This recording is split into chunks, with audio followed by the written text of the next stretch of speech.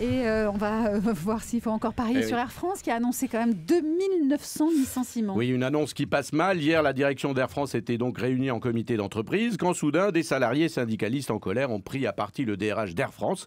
Il s'est retrouvé déshabillé, costume arraché, on lui a carrément enlevé sa chemise. Il aurait pu finir dans le calendrier des dieux du stade. On disait qu'Air France allait mal, que les actionnaires allaient y laisser leur chemise. Bon, voilà, c'est pas les actionnaires, mais c'est le DRH. Ouais. C'est fait, voilà, il a été obligé de fuir. C'est une image incroyable.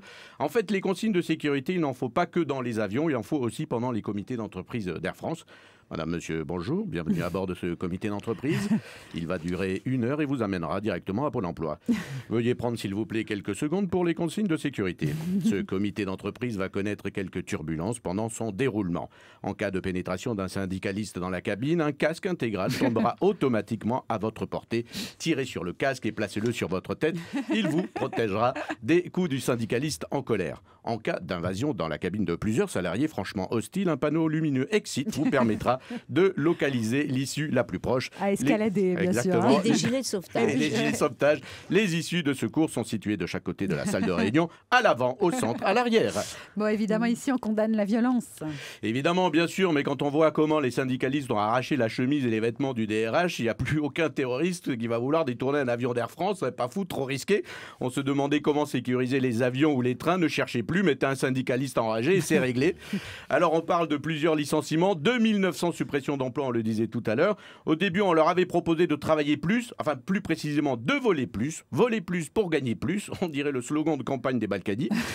Mais il y a moins violent et plus efficace pour négocier avec les patrons, les obliger à manger les plateaux repas Air France, ça marche bien, en général tu craques assez vite, ou alors on les oblige à passer 6 heures sur un fauteuil Air France en classe éco, avec un voisin qui sent la transpiration pendant 6 heures. Ça marche aussi, c'est radical. Et qui enlève ses chaussures, ça c'est du vécu. Ouais. Mais surtout, c'est toute la presse internationale qui en a parlé ce matin en mettant à la une ce DRH torse nu. Ça a fait la une du Financial Times, du Wall Street Journal et de JQ, le magazine masculin, où le DRH d'Air France a été élu DRH le plus sexy de l'année.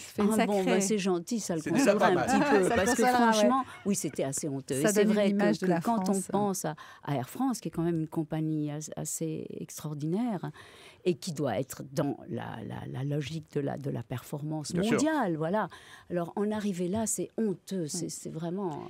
Les gens sont très choqués. D'ailleurs, Manuel Valls est arrivé au siège d'Air France. Et oui, et là, aucun risque. S'il transpire comme aux dernières universités d'été au PS, personne ne touchera à sa chemise. Voilà, affaire à suivre. Et enfin, on ne peut plus parier sur la chanteuse Jennifer. Et non, on ne parie plus sur Jennifer. Elle quitte l'émission de TF1 The Voice. Et c'est logique que Jennifer arrête The Voice. Ça fait 4 ans qu'elle a fait The Voice et personne ne s'est jamais retourné. J'ai regardé, je vous jure, ça s'est passé comme ça. Qu'est-ce qu'il raconte? On ne s'est pas retourné sur elle. Oui, mais non, mais c'est qu'elle se retourne, mais personne ne s'est retourné sur elle. C'est Garou qui prend le relais. Ouais, voilà. J'ai pas compris la blague. C'est pas grave, il faut revoir le... Je vais réécouter en podcast sur francebleu.fr. Merci Pascal Atenza. Bon, je me retourne pas non plus. C'est ça, c'est moi qui ne vais pas me retourner sur la blague. On retrouvera Pascal Atenza demain à 13h10 pour de nouveaux paris de Pascal.